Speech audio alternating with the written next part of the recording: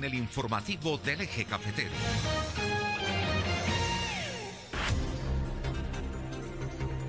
Recordándoles que estamos a través de Radio Que Buena 92.1 FM, que opera desde el quinto piso del Centro Comercial Guadalupe Plaza en Dos Quebradas.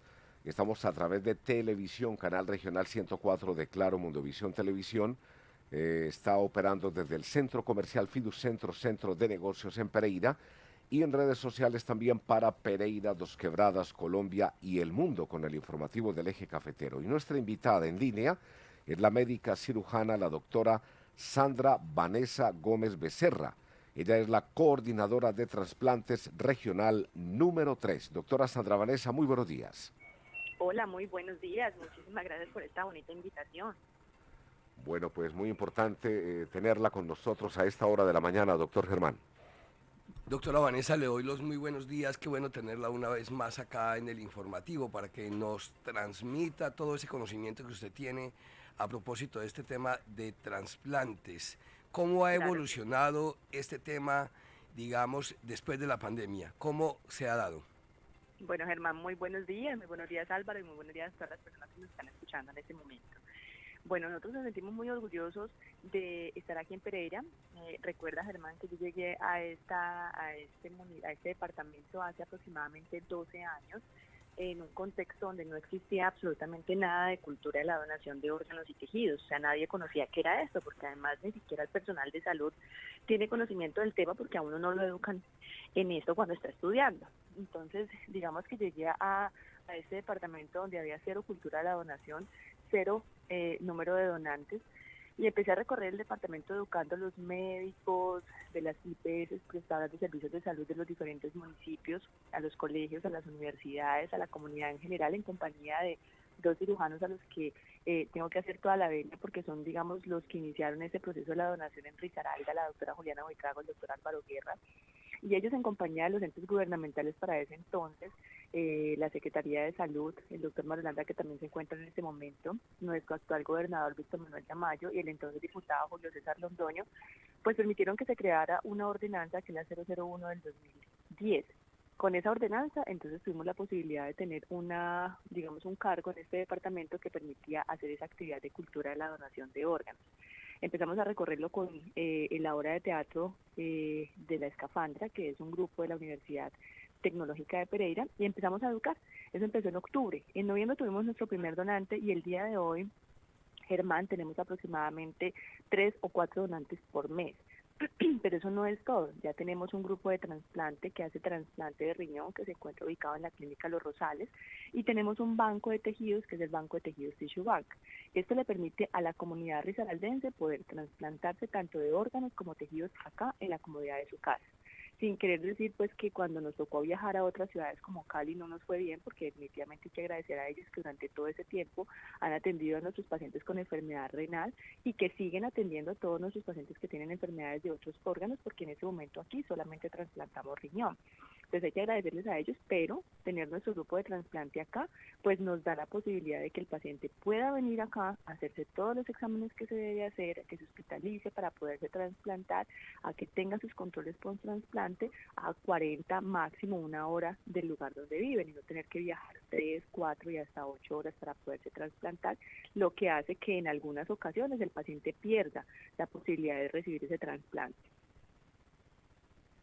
Doctora Vanessa, el trasplante de riñón, a propósito de ese tema, se dan casos donde hay que trasplantar no solamente uno, sino 2. Normalmente se trasplanta solo uno, Germán, solo se trasplanta uno porque el paciente con uno puede vivir perfectamente. A veces trasplantamos los 2 cuando se trata de un donante de un peso menor al receptor, es una cosa muy ocasional, trata de no hacerse, entonces se toman los 2 riñones de ese donante y se le trasplantan a ese receptor. Por ejemplo, si tenemos un paciente, no sé, de 10, 8 años, que su peso ya es como muy límite para una persona mayor, entonces se trasplantan los 2 riñones a esa persona mayor. Cuando le trasplantan un riñón o los 2 riñones, ¿cuánto es lo máximo de vida que puede llegar a durar? Porque yo conozco varios casos y en esos casos que yo conozco no han superado los 10 años o los pueden llegar a superar. Claro que sí, yo tengo pacientes que tienen en ese momento 30 años de trasplantados.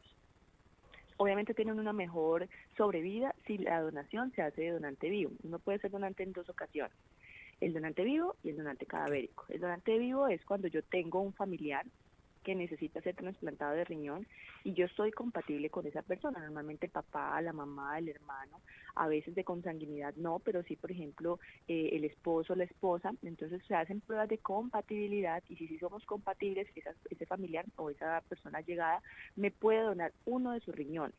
Ese donante vivo, cuando se hace esa donación de donante vivo, ese riñón dura mucho más tiempo que el riñón del donante cadavérico y la persona que dona pues sigue viviendo sin ningún inconveniente.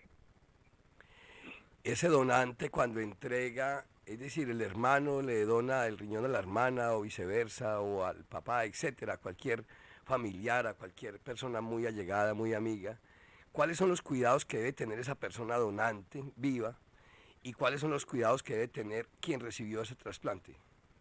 Bueno, Germán, yo siempre le digo a la gente que son los mismos cuidados que deberíamos de tener todos en la vida. O sea, todos deberíamos de hacer actividad física mínimo 1 hora diaria, todos deberíamos de comer bajo en sodio, no estamos hablando de que no coman con sal, sino bajo en sodio, de evitar los ultraprocesados, que son todos aquellos alimentos que no vienen directamente de la naturaleza o que se encuentran empaquetados, todos los productos de panadería, deberíamos de manejar el estrés a través de la meditación, deberíamos de estar en los programas de control de las instituciones prestadoras de salud, por ejemplo, el programa de hipertensión si soy hipertenso, el programa de diabetes si lo soy, y definitivamente no a la obesidad.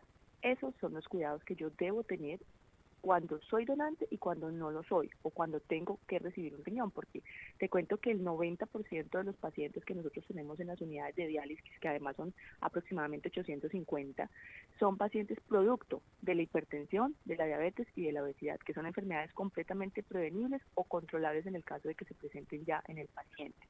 Los otros pertenecen a enfermedades de tipo inmunológicas que se pueden también controlar si el paciente hace un adecuado manejo. Estamos a esta hora de la mañana, 7 de la mañana, 13 minutos, con la coordinadora de trasplantes Ajá. de la Regional 3. Cuando hablamos de la Regional 3, significa que hay varias regionales en el país, doctora Vanessa Gómez. Claro que sí. Nosotros en Colombia, como no teníamos grupo de trasplantes en todo el país, entonces el Instituto Nacional de Salud, para darle la misma oportunidad a todos los pacientes de Colombia, dividió el país en regionales. Entonces son la regional número 1 que pertenece a Bogotá, la regional 2 que pertenece a Medellín, la regional 3 que se encuentra, digamos que la ciudad representativa es Cali, la 4 que es Barranquilla, Bucaramanga, la 5, y en ese momento tenemos a Neiva, que es la número 6. ¿Cómo se puede convertir uno en donante de un órgano? Para convertirnos en donante de órganos y tejidos, lo único que realmente tenemos que hacer es contarle a nuestra familia que ese es nuestro deseo. En este momento existe una ley, que es la ley 1805 del 2016, está desde el 2016, lo que pasa es que la difusión no ha sido tan grande, que nos convierte realmente a todos en donantes de órganos y tejidos. En Colombia todos en ese momento somos donantes. Se respeta a quien no quiera hacerlo y se le pide que si no quiere ser donante, por favor, vaya a la notaría, haga un documento en el que diga que no quiere ser donante de órganos y tejidos al momento de fallecer y ese documento lo lleve hasta su EPS. La EPS está en obligación de elevar ese documento al Ministerio de Salud. Entonces, cuando el paciente fallece, lo primero que se hace es una consulta al Si allá se encuentra que esa persona dice una oposición a la donación, de inmediato se suspende el proceso de la donación de órganos y tejidos, la obtención de esos órganos, porque el paciente no lo quería. Pero si la persona no dijo nada o no se encuentra la oposición, se considera que se está de acuerdo con esa donación de esos órganos y tejidos y la familia no se puede oponer. Pasa exactamente lo mismo que con medicina legal. Mucha gente, cuando la persona fallece por una muerte violenta, le dice al médico: yo no quiero que lo lleven a necropsia, pero el paciente debe pasar a necropsia pues porque es una norma, ¿cierto? Y no se entrega el certificado de defunción si no se hace primero la necropsia. Entonces exactamente lo mismo se está haciendo con la donación de órganos. Si el paciente no hizo la oposición en vida acerca de la donación, pues se considera que se es donante y se pueden extraer esos órganos y esos tejidos. Cuando una persona muere en un accidente, cuando una persona tiene muerte natural, creo que ahí es más viable esa donación. ¿En qué casos no sirve ese donante? Bueno, el donante de órganos no se puede extraer en aquella persona que ha fallecido en la vía pública. Me explico, tengo un paciente que va, por ejemplo, en su moto, sufre un accidente de tránsito, tiene un trauma craneoencefálico, es decir, se golpea la cabeza, y el paciente muere en la vía. Ese paciente yo no le puedo extraer órganos. Por esta razón se cae de su peso el mito de que a uno le sacan los órganos en una bañera, en un cañaduzal, bueno, todos esos mitos que corren por internet, porque esos órganos ya dejaron de recibir sangre oxigenada y también hacen una cosa que se llama isquemia, es decir, se mueren y ya no sirven para extraerlos e implantarlos en el receptor. Ese paciente, cuando lo llevan a medicina legal, si lleva menos de 9 horas de muerto, se le pueden extraer tejidos como la córnea, la piel y los huesos, que sirven obviamente para los pacientes que necesitan una córnea para volver a ver, que son los pacientes que vemos cotidianamente en la calle con el ojito blanco. A ese paciente le cambiamos la córnea y ese paciente perfectamente puede volver a ver. O el paciente que necesita una porción de tejido óseo, o sea, de hueso, para poder volver a caminar. Entonces a ese paciente le podemos implantar una porción de hueso. Solamente podemos, en ese paciente que muere en la vía pública y que lleva medicina legal, o que también puede morir en el hospital, pero que ya no recibe oxígeno, extraer solamente tejidos. Ahora, el mismo caso, el paciente que va en su moto, sufre un trauma craneoencefálico, pero está vivo, lo alcanzan a llevar a la clínica o al hospital, lo conectan a un ventilador y ese paciente sí puedo extraerle porque está recibiendo sangre oxigenada, o sea, está recibiendo oxígeno por el ventilador y medicamentos que hacen que el corazón siga bombeando y pasando esa sangre oxigenada a los órganos, a ese sí le puedo extraer tejidos y órganos. Pero si ese paciente pasa más de 10 días en la unidad de cuidados intensivos, ya está infectado de todas las bacterias que hay ahí, entonces a ese paciente tampoco le puedo extraer ni órganos ni tejidos. Tampoco le puedo extraer órganos o tejidos a un paciente que tenga un cáncer activo, un paciente que tenga una causa de muerte desconocida, un paciente que tenga, por ejemplo, un VIH y no tenga receptor para ese paciente. Esas serían como las causales más importantes para yo no poder rescatar esos órganos. Tampoco puedo rescatar órganos ni tejidos en un paciente que sea extranjero y no tenga documento de residencia o de permiso de trabajo en la ciudad o en el departamento o en el país, o el paciente que sea NN o que sea identificado pero que no tenga familia. Siempre tiene que existir una persona que esté ahí para notificarle el proceso de la donación. Álvaro, lo que nos queda claro es que una persona que sufra un accidente puede ser donante en la medida que sea lo que la doctora Vanessa dice, es decir, que sea de tejidos o córnea, pero digamos Que mueren de muerte natural, bien sea en la casa o en un hospital, ¿qué pasa con eso? pues son más aptos o qué. La muerte natural básicamente es una parada cardiorrespiratoria, o sea, el corazón para, ¿cierto? Si mueres en la casa, solamente podría ser donante de tejidos si te llevan a una institución donde se certifique pues la muerte. Vamos a poner el ejemplo. Normalmente sucede en los pacientes que tienen infartos agudos de miocardio. Entonces se le da el infarto en la casa, lo llevan corriendo a la clínica o al hospital, llega muerto a la clínica o al hospital y en ese momento ahí podríamos extraer solamente las córneas, la piel y los huesos, porque ya sus órganos se quedaron sin oxígeno.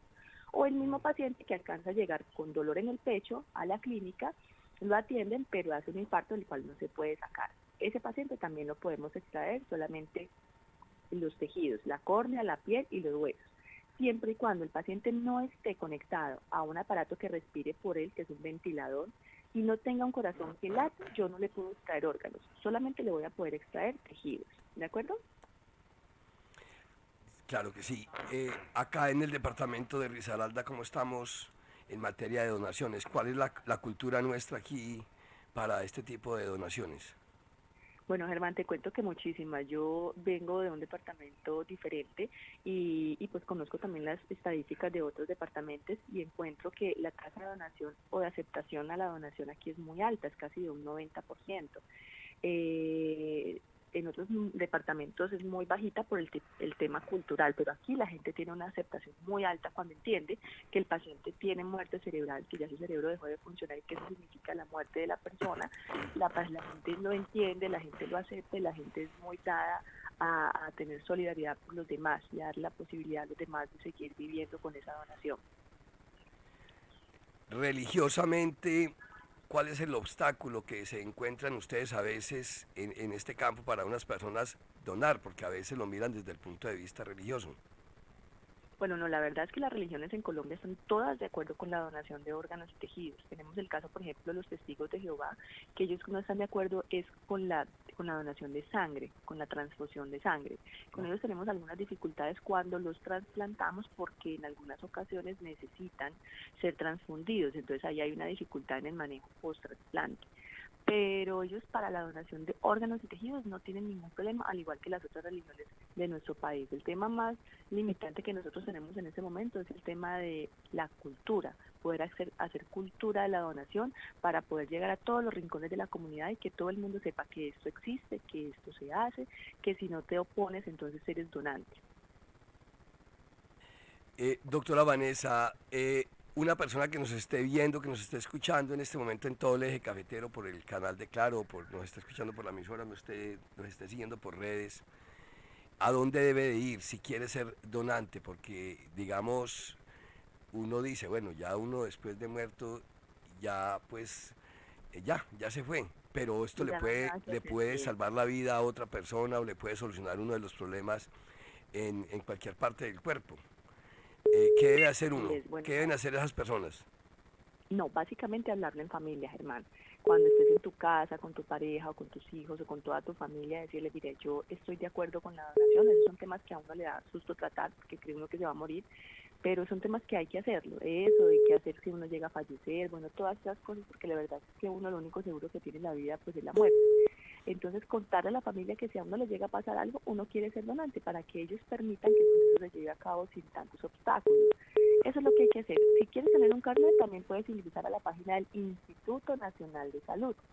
En el Instituto Nacional de Salud puedes bajar tu carnet, llenas unos datos de un cuestionario, ellos a tu correo electrónico de vuelta te mandan el carnet de donante de órganos, lo imprimes, lo plastificas y lo guardas en tu billetera, pero es muy importante que tu familia sepa que tú hiciste ese proceso y que ese es tu deseo para ser donante después de la muerte. O si tienes a una persona que necesite trasplantarse en vida, pues vas con esa persona, si es de riñón, a la clínica Los Rosales y haces todo el proceso para ver si eres compatible con esa persona. Posibilidad de un registro y un carnet. Entonces, en Estados Unidos, por ejemplo, cuando uno va a sacar la licencia de conducir o la va a renovar, le preguntan si quiere ser donante y en la licencia aparece. Ah, de una vez. Así Sí, es. sí, es Así es, donante. eso es lo que Pero estamos tratando de que... Aquí en Colombia no está implementado todavía ese sistema. No, ese sistema no está implementado acá en Colombia, no. ¿Qué habría que hacer? Solamente, solamente eso, ingresar a la página www.ins.gov.co y a través de esa página puedes bajar el carnet si lo que quieres es tener algo que te identifique como donante de órganos y tejidos. Si no, no hay necesidad, solamente con que se lo manifiestes a su ser querido, con eso es suficiente. Pero ustedes deben tener allí un banco de donantes y para el momento, porque esos a veces son con carácter urgente. No, no existen bancos de donantes. Los donantes solamente se dan cuando el paciente muere en una clínica o en un hospital con muerte encefálica. O sea, cuando el paciente fallece, en ese momento entonces ya se hace el llamado al médico coordinador de trasplantes, que en este caso soy yo. Yo voy a la clínica, evalúo el caso del paciente, si no tiene ninguna contraindicación, le informo a la familia que se hizo la consulta al Instituto Nacional de Salud, que no se encontró oposición de esa persona a la donación y que por eso se va a hacer la extracción de esos órganos y tejidos, pero siempre se le informa a la familia. No existen bancos, los órganos se extraen y se tienen que implantar de manera inmediata porque los órganos no aguantan en un banco de tejidos guardado, en un banco de órganos guardado. Ellos, por ejemplo, el corazón, si yo lo extraigo de una persona que ya está muerta, aguanta aproximadamente 4 horas fuera del cuerpo de ese donante. Si a las 4 horas no está latiendo en el cuerpo del receptor, ya no va a latir, ya no va a funcionar. El hígado aguanta 6 horas y los riñones, que son los que más aguantan de 12 a 24 horas. Entonces yo saco los órganos y los tengo que implantar de manera inmediata. De manera inmediata. Y ustedes ya tienen el listado de los pacientes que están esperando, que están a la espera de cualquiera de sus órganos. Claro que sí, en cada grupo de trasplantes, por ejemplo en la clínica Los Rosales o en Cali que está la Fundación Valle Lili, la clínica en Banaco, la clínica Dime, el paciente que necesita trasplantarse se inscribe en esa lista de espera porque la EPS lo autoriza y empieza, como su nombre lo dice, a esperar. Entonces ellos cada mes deben de enviar una muestra de sangre, esa muestra de sangre se guarda en un congelador y cuando aparece el donante, se le toma la muestra de sangre al donante, se envía al lugar donde está el posible receptor, que se capta por peso, talla, grupo sanguíneo, se combinan la sangre y si la sangre no se rechaza significa que son compatibles y entonces esa es la persona que va a recibir los órganos de esa persona que acaba de fallecer. Brevemente, porque sabemos que ya tiene usted una junta clínica a las 7:30 de la mañana. En la clínica Los Rosales, sí señor. Cuando uno ve esos programas médicos que están transportando órganos en unas maleticas, Entonces, y usted dice que tiene que estar oxigenado. Entonces, ¿cómo es eso? ¿Cómo es ese transporte que lo hacen en avionetas, en De helicópteros? un De lugar una a manera, otro, sí. exactamente. Sí, existe una serie, además muy buena, muy bien, digamos, basada en todo el tema de la irrealidad, pues, del tema de la donación de órganos y tejidos, se llama Pálpito. Obviamente, la persona que la creó tiene muchísima imaginación, pero cuando llega al rescate de los órganos y los tejidos, pues no tiene ni idea cómo se realiza este proceso. Esos órganos tienen que someterse al lavado con unos líquidos, que esos líquidos solamente los tienen los grupos de trasplantes. Si no se lavan con esos líquidos, esos órganos no van a servir. Cada bolsa de esos líquidos vale aproximadamente 1.000.000 de pesos y utilizamos entre 5 y 7 bolsas solamente para rescatar. Pero adicional a eso tienen que ser empacados en recipientes estériles, en soluciones estériles, es decir, que no tengan bacterias, y transportados en neveras, sí, con hielo también de unas características especiales. Los transportamos normalmente, como el corazón no dura sino y los pulmones 4 horas, entonces tenemos que transportarlos a través de vuelos inmediatos, a través de charter, y los llevamos al lugar donde los vamos a trasplantar. Inmediatamente se llegan al lugar, pues se implantan en el paciente receptor. Bueno, la médica cirujana doctora Sandra Vanessa Gómez Becerra, coordinadora de trasplante regional número 3, mil gracias por acompañarnos y si quiere dejar un mensaje final para nuestra audiencia.